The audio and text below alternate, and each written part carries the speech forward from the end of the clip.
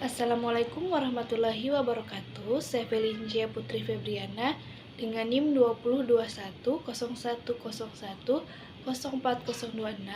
Prodi PGMI kelas C. Di sini saya akan menjelaskan materi tentang perkembangan kurikulum di Indonesia. Yang pertama yaitu pengertian kurikulum. Secara etimologi berasal dari bahasa Yunani, yaitu kurir, pelari, dan kurere atau lintasan lari. Secara istilah, sejumlah mata pelajaran yang harus diselesaikan oleh siswa dari awal hingga akhir program demi memperoleh kelulusan atau ijazah.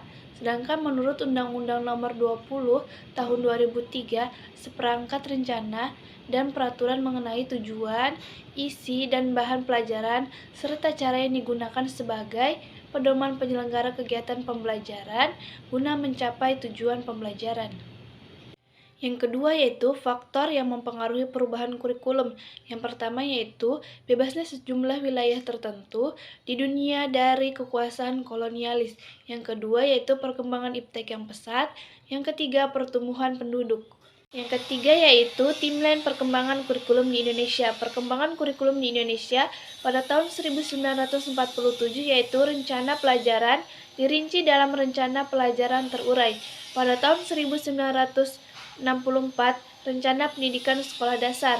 Pada tahun 1968, Kurikulum Sekolah Dasar. Pada tahun 1973, Kurikulum Proyek Perintis Sekolah Pembangunan atau PPSP. Pada tahun 1975, Kurikulum Sekolah Dasar. Pada tahun 1984, Kurikulum 1984. Pada tahun 1994, Kurikulum 1994. Pada tahun 1997, revisi kurikulum 1994. 2004 yaitu perintis kurikulum berbasis komputer atau KBK. Tahun 2006 kurikulum tingkat satuan pendidikan atau KTSP. 2013 menggunakan kurikulum 2013. Mengapa kurikulum kerap berubah? Kurikulum sebagai perangkat rencana pendidikan perlu dikembangkan secara dinamis sesuai dengan tuntutan dan perubahan yang terjadi di masyarakat.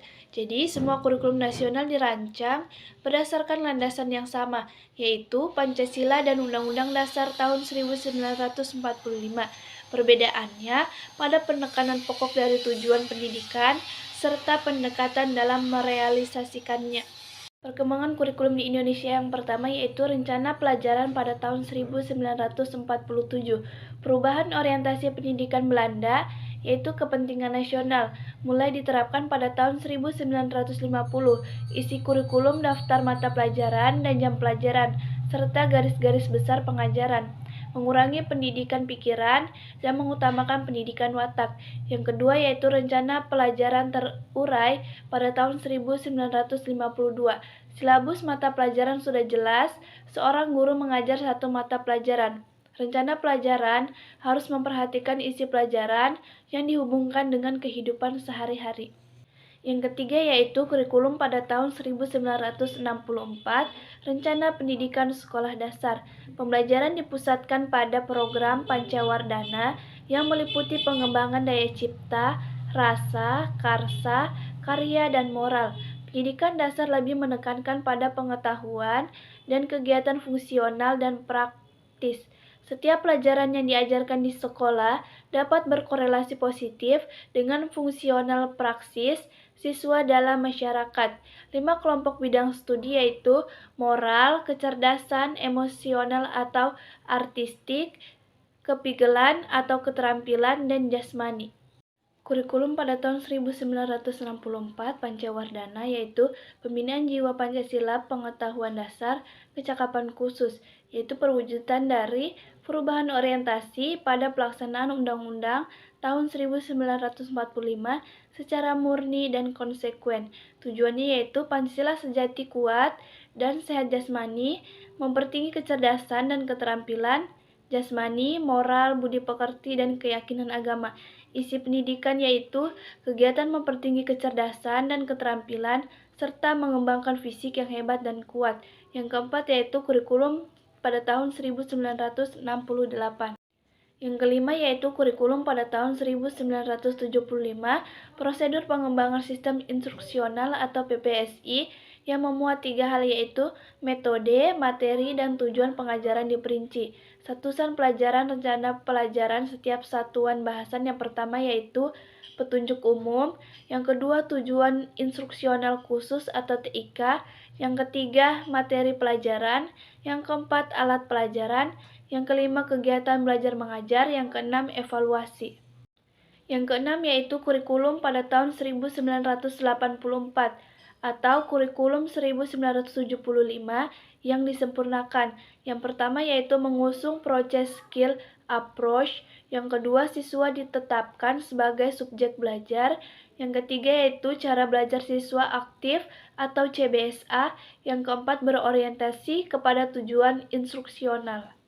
Yang ketujuh yaitu kurikulum pada tahun 1994 dan suplemen 1999, menyempurnakan kurikulum 1984, dilaksanakan sesuai Undang-Undang Nomor 2 Tahun 1989 tentang Pendidikan Nasional. Perubahan pembagian waktu yaitu menggunakan sistem catur bulan, jumlah jam pelajaran 42 jam per minggu. Tujuan pengajaran yang pertama yaitu pemahaman konsep, yang kedua keterampilan menyelesaikan soal, yang ketiga keterampilan menyelesaikan masalah. Yang kedelapan yaitu kurikulum pada tahun 2004, kurikulum berbasis kompetensi. Yang pertama yaitu pengembangan kemampuan untuk melakukan kompetensi, tugas-tugas tertentu sesuai dengan standar performance.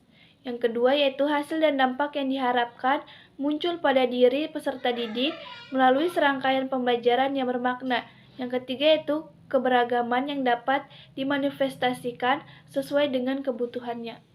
Yang kesembilan yaitu kurikulum 2006 atau kurikulum KTSP. Guru lebih diberikan kebebasan untuk merencanakan pembelajaran sesuai dengan lingkungan dan kondisi siswa serta kondisi sosial. Departemen Pendidikan Nasional yang pertama yaitu kerangka dasar, standar kompetensi lulusan, standar kompetensi dan kompetensi dasar. Perangkat pembelajaran yaitu RPP, silabus penilaian dikembangkan oleh satuan pendidikan. Tujuan kurikulum KTSP yaitu tujuan pendidikan nasional serta kesesuaian dengan kekhasan, kondisi, dan potensi daerah, satuan pendidikan, dan peserta didik. Yang ke-10 yaitu kurikulum 2013.